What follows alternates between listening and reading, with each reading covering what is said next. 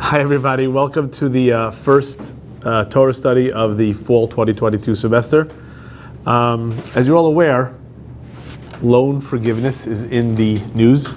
So I wanted to investigate and study maybe a little bit together the Torah concept that is also actually very relevant. It's actually relevant to this time of year, every 7 years, right before Rosh Hashanah, the end of a Shemitah cycle. We're in the Shemitah year, it's every 7th year, we'll talk about it in a second. So it's actually relevant from from all the times that we're dealing with. But again, please take yourself, there's handouts over there, there's some lunch, or a lot of lunch, please. Every 7 years. So I'm going to try my best. All the sources are in English, or mostly in English, so you could follow along if you want. If you want to. If not, you can just listen. So, and loan forgiveness, again, there's a lot of issues. There's obviously a social issue and there's an economic issue. But I'd like to try to think together, what does the Torah teach us about this topic? Now, surprisingly, or not surprisingly, the Torah has a built-in loan forgiveness. So we learned in Sefer Dvarim, in Deuteronomy 15, at the end of every 7 years, there's a Shemitah, there is a release, and that every creditor shall release his neighbor. So, if you would just read the Bible, just straight up read it. It says every 7 years loans are canceled. That's pretty. And again, there's no ifs, ands, or buts about it. If you just look at the verses, there's nothing to do about it. And obviously, this is connected to the other 7-year cycle, which is the agricultural 7-year cycle. So this past year, again, the Jewish year starts and ends in Rosh Hashanah, so around September time. Last year it was early September, this year it's late September. So from early September last year to September this year, if you owned a field in the land of Israel, you cannot work it regularly. What exactly the laws are, how you deal with it, we'll leave for some other time.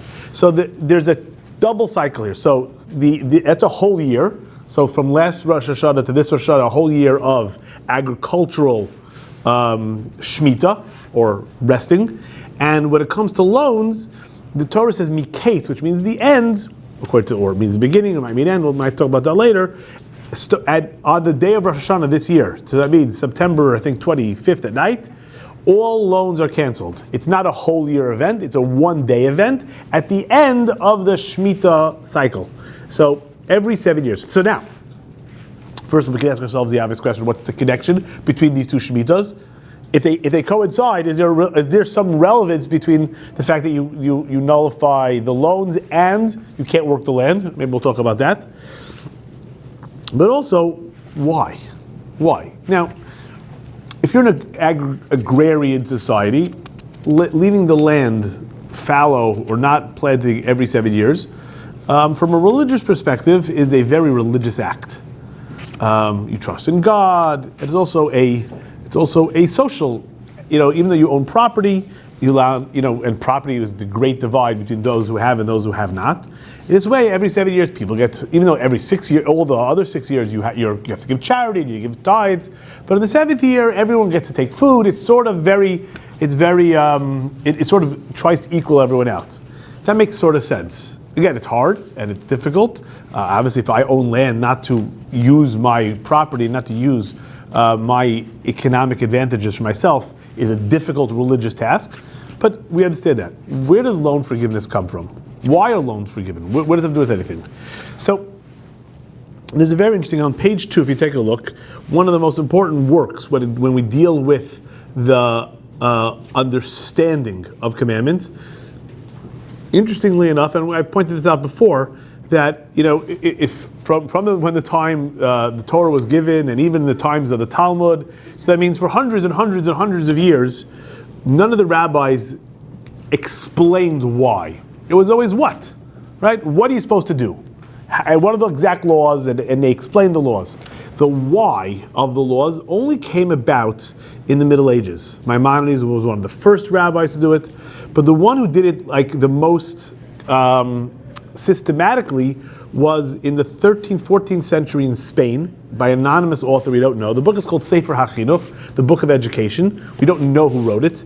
And he went through all 613 commandments, the positives and the negatives, and he tried to explain why we do it. So here we are in number 477, which is that of the 613 commandments. Why is this commandment to forgive loans?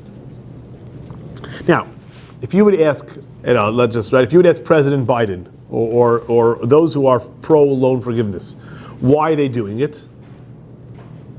It would definitely be for the benefit of the borrower, right? There are people who are, who maybe like yourselves, who borrowed money to go to college or borrowed money to go to university, and the borrower's feeling the pressure of the money they borrowed. So it would be for the benefit of the borrower. That's the obvious answer.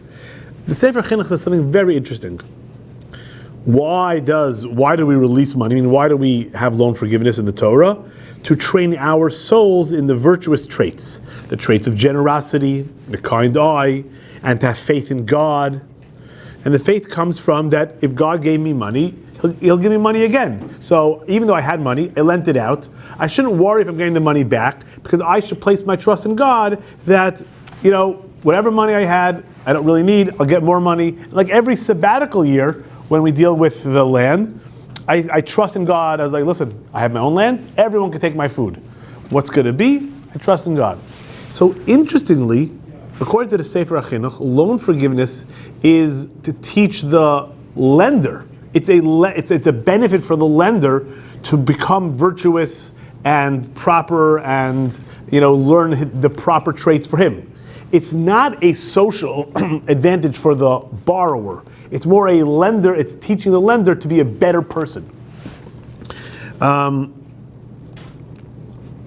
he makes an important point. And to take a look here at, I don't know how many of you own land, but let's say you were a wealthy landowner here on Long Island, and you owned a vineyard out in the North Fork.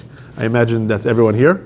That's a joke, right? You all own it, right? Would you have to this past year not plant your vineyards? No, absolutely not.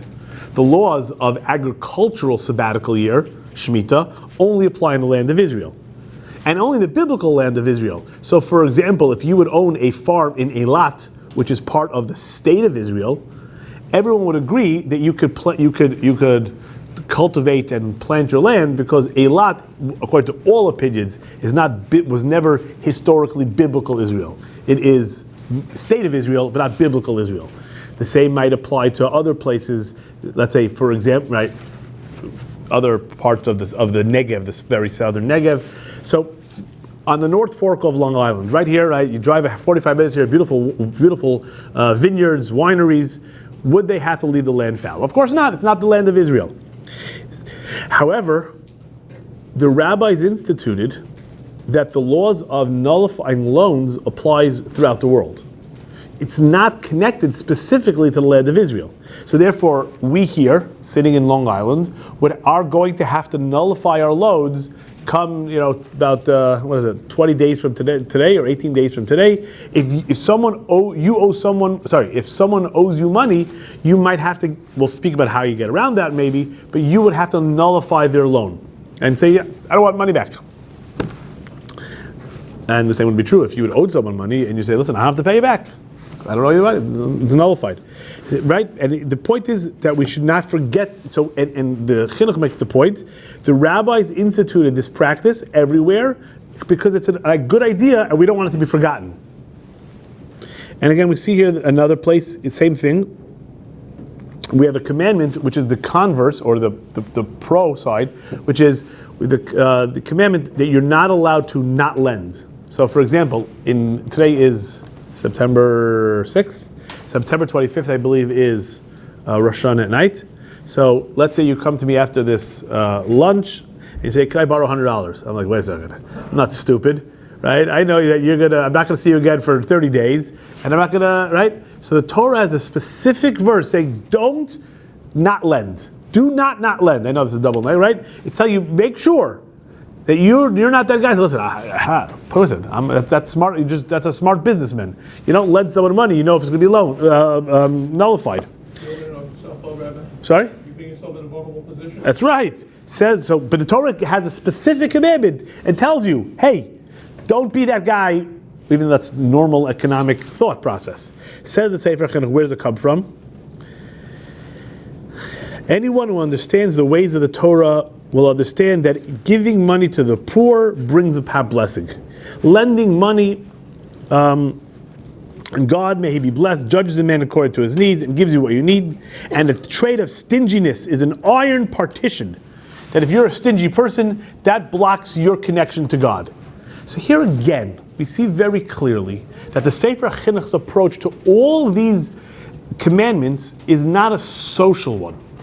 Like loan forgiveness is. Again, there's no question that the agenda of loan forgiveness is to fix the social, I guess, ills that might exist in our midst. So, that's why, again, I'm not here to talk politics, but you do it because there are people who took loans and can't pay them back, and it's very difficult. So it's for the benefit of the borrower. Clearly, according to the Sefer Chinuch, this whole concept is for the benefit or for the instruction of the lender. The opposite, or the way we would have said, is how Maimonides says it. And that is on page 3 from the Guide for the Perplexed. So Maimonides says, all of these laws, the year of release, meaning Shemitah, sabbatical year, the Jubilee year, every 50 years, they're for sympathy and promote the well-being of mankind.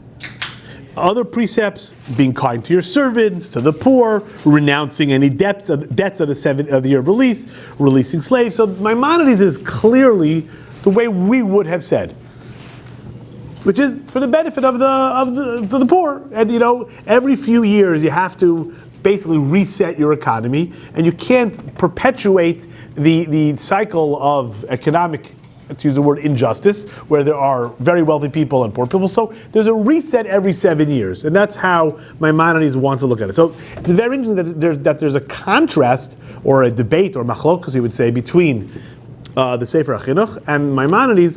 What is the reason the Torah gave? Okay, so that's point number one. I wanted to bring out. Point number 2, and that is, how do you define loan? Right? Again, I'm sure Professor Lowen, you'll tell right. I don't. I'm sure loan has a very specific legal definition. But let's ask the obvious question.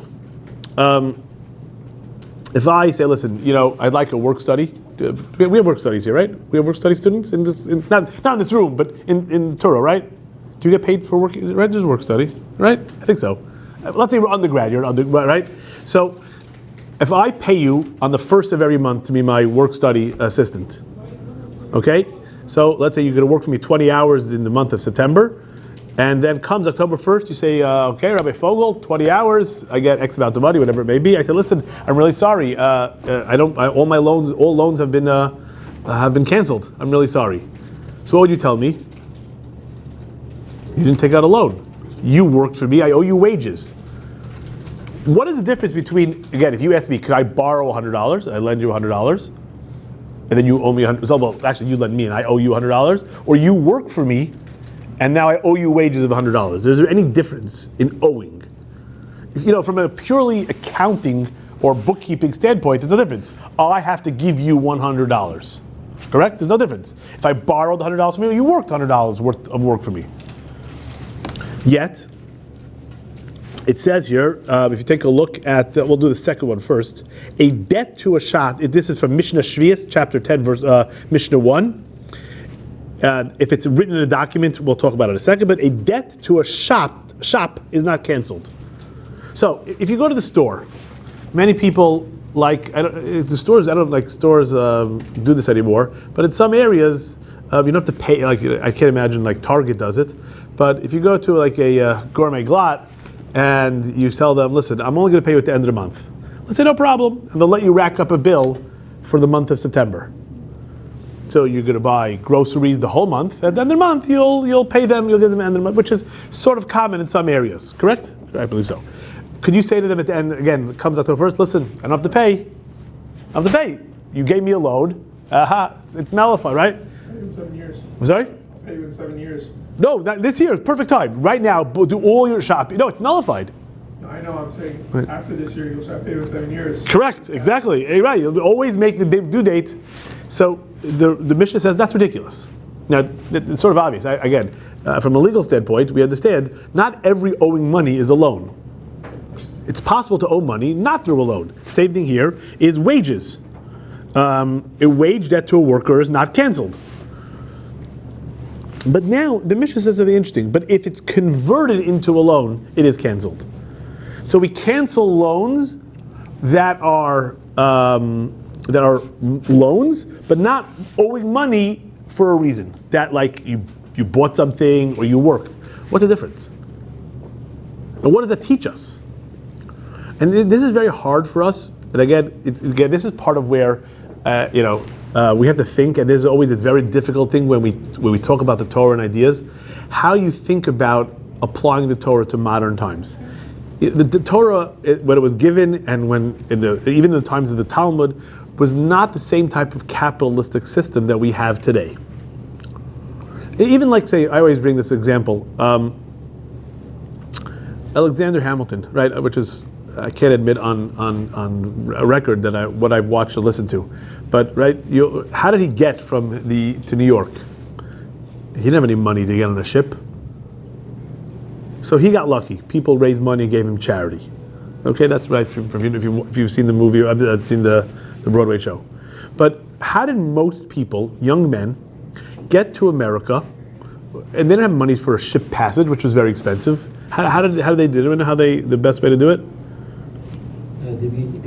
They became indentured servants. Exactly, they became indentured servants, which is not the word slave. They didn't enslave themselves, but they became servants.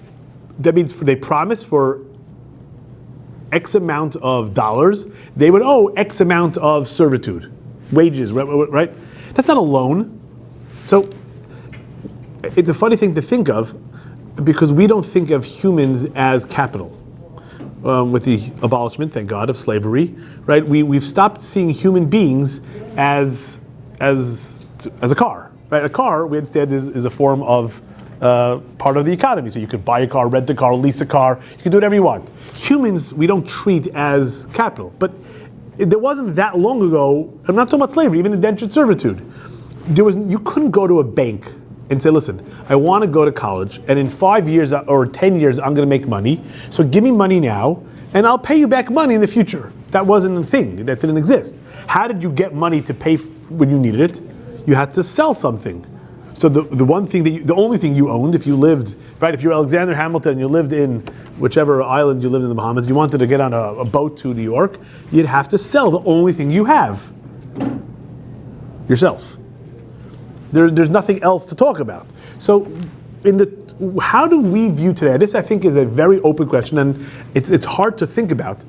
You go when you're going and take a loan to come to school, what you're really saying is you're saying, listen, I'm going to go work in 10 years from now. I'm going to work very hard. I'm going to make a certain salary, and that is why you should give me money today. You're not going to sell or debt to yourself, but if you think about it, that's sort of what you're doing. Right, you're taking money, and the bank said, "Listen, we're not going to buy you. That's insane because we're living in 2022. But what we're going to do is you're going to have to work very hard and then you give them the money back." We've converted everything into a loan type of economy. Everything's about money, as opposed to back then when you lent someone money, you wouldn't lend someone money to buy a farm. It didn't, right, there was no mortgages, and none of that sort of existed. I mean, you borrowed money for what you needed money, and you, in a way, always gave something in advance.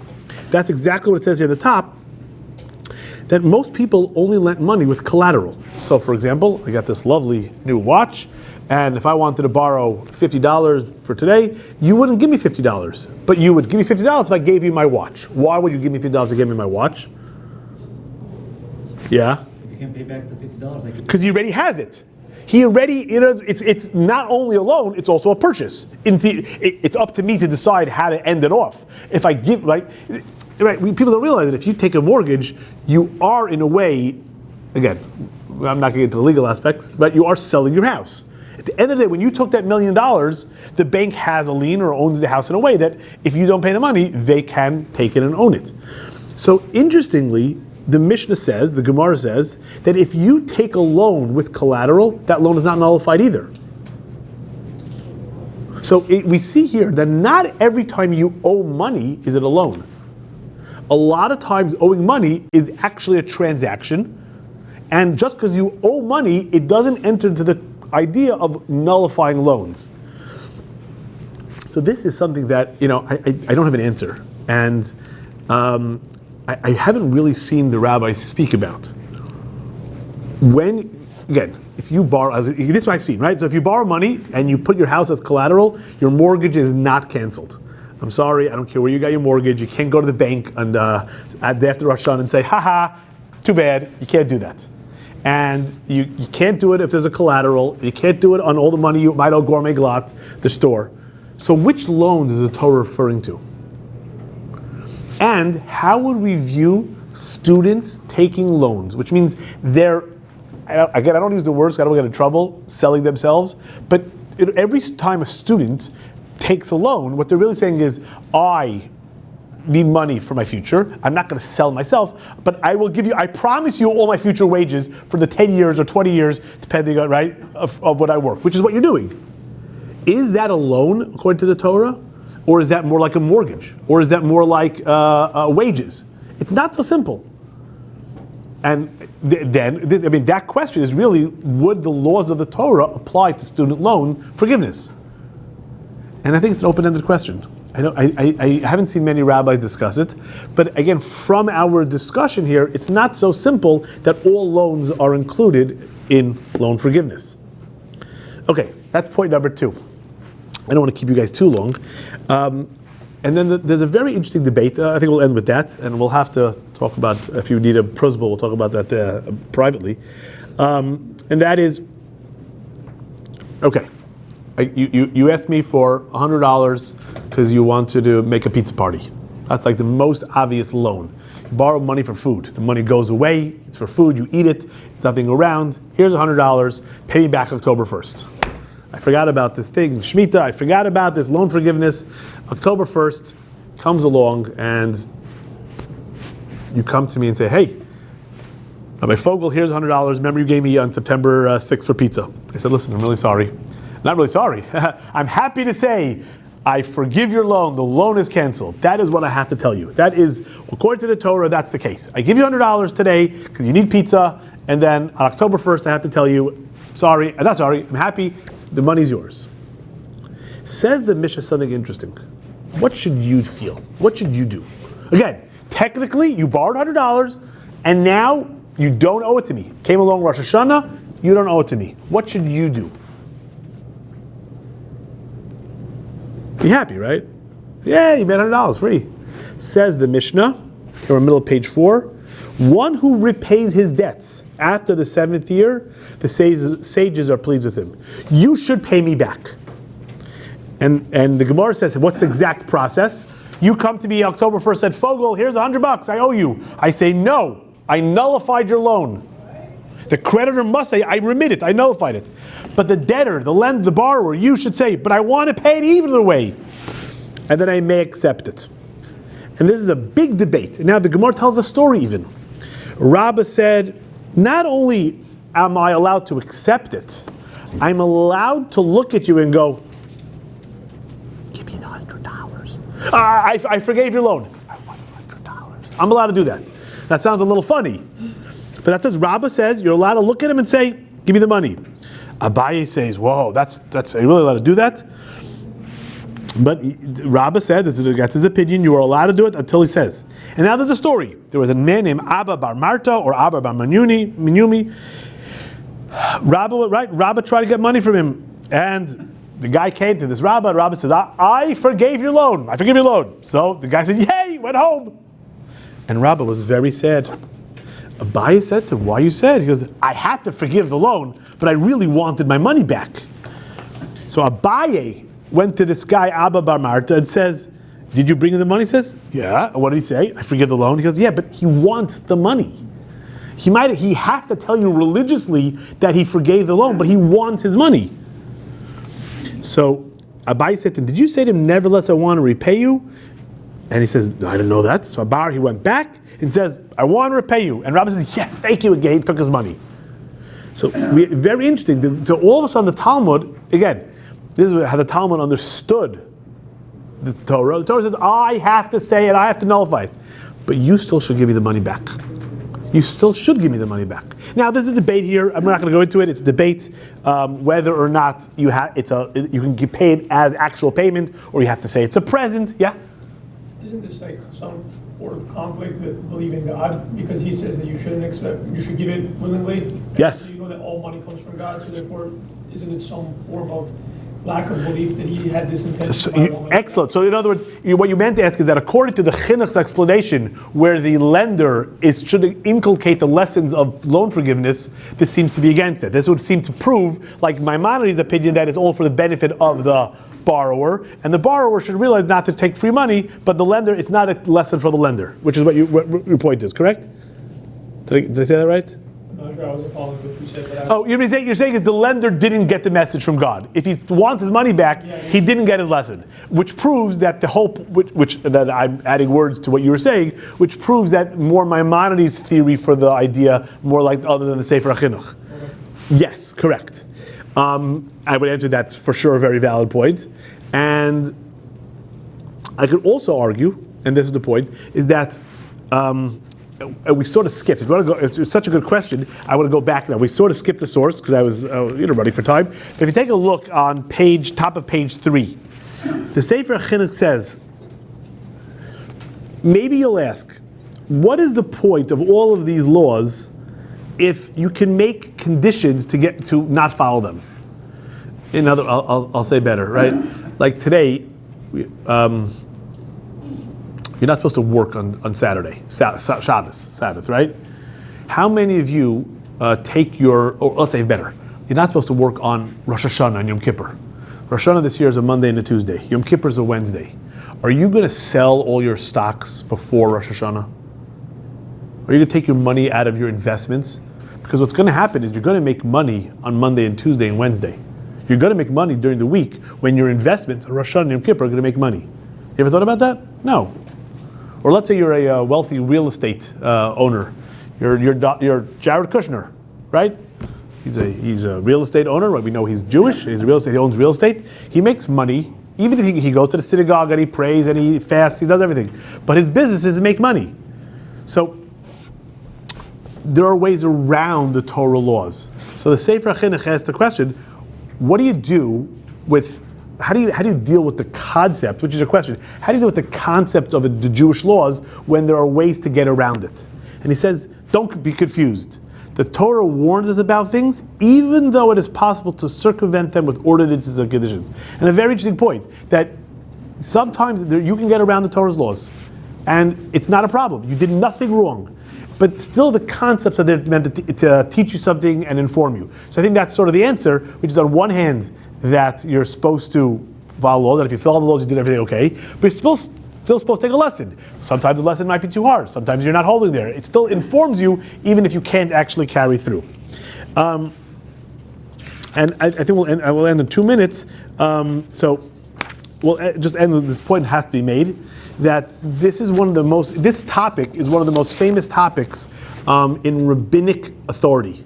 Because what happened, the Gemara famously tells us on page 6, that Hillel the elder instituted a document that prevents this concept. And nowadays, since the time of Hillel, so for thousands and hundreds of years, no one has forgiven loans.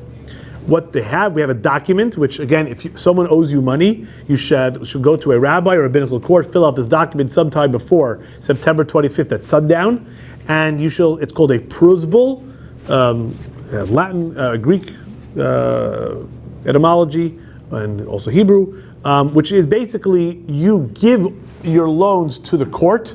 That's the basic understanding. You give your loans to the court as if they were either collected already, but whatever it is, he instituted a way around the biblical commandment to forgive loans. And he said because society couldn't work that way. People weren't lending, nothing was happening. Sort of like the much later, hundreds of years later, when the rabbis instituted a way to get around, if I use that word, the prohibition of interest. We know if I give you $100, I can't ask for 110 back. And the rabbis, the way business started running, they had no choice but to institute a way around that prohibition. This is the first and the most famous case where the rabbis went ahead and made an institution, a way around the biblical commandment to forgive loans. It's called a prosbul, and we're not going to go into it. For many, many hundreds of years, Ashkenazi Jews didn't follow these laws, didn't make prosbuls for whatever reason. We don't have time to discuss his history behind it and why they did that.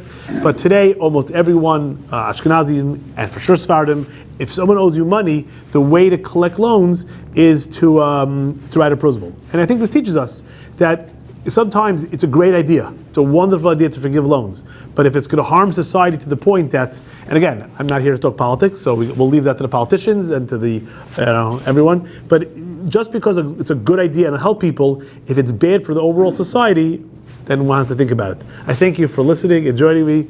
Hopefully we'll have more of these throughout the semester.